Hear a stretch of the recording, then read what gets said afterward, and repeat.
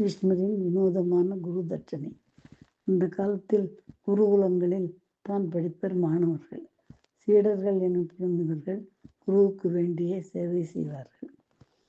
இந்த மாதிரி பீஷ்மரை பிரகஸ்பதி என்ற குருவிடம் பயிற்சிக்கு சேர்த்தால் அவரது தாய் கங்காதேவி. பீஷ்மரை குருவுக்கு மிகவும் பிடித்து போய்விட்டது. பயிற்சி முடிந்து விடைபெறும்போது மற்ற சீடர்கள் எல்லாம் குருவுக்கு தங்களால் முடிந்த தட்சணையை அளித்தனர். ஆனால் பீஷ்மரை அழைத்த குரு, பீஷ்மா, குரு தட்சணையாக உனக்கு என்ன வேண்டும் கேள் என்று கேட்டார். அதாவது சீடனுக்கு குரு அன்பளிப்பு தருவதாக சொன்னது உலகில் எங்கும் நடக்காத புதுமை. சீடன் பீஷ்மரும் தயங்காமல், குருவே, எனக்கு எந்த சூழ்நிலையும் ஆசையே வரக்கூடாது.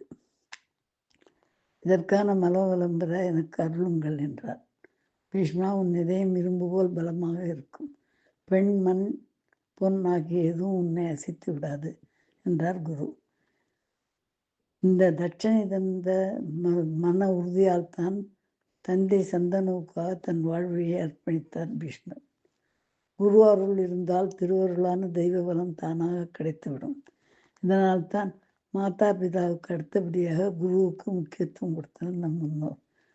பீஷ்மரின் மறைவு நாளில் பிள்ளை இல்லாத இவருக்கு இந்த உலகத்தில் உள்ள ஒவ்வொருவரும் அவரை தம் தந்தையாக கருதி தர்ப்பணம் செய்வார்கள்.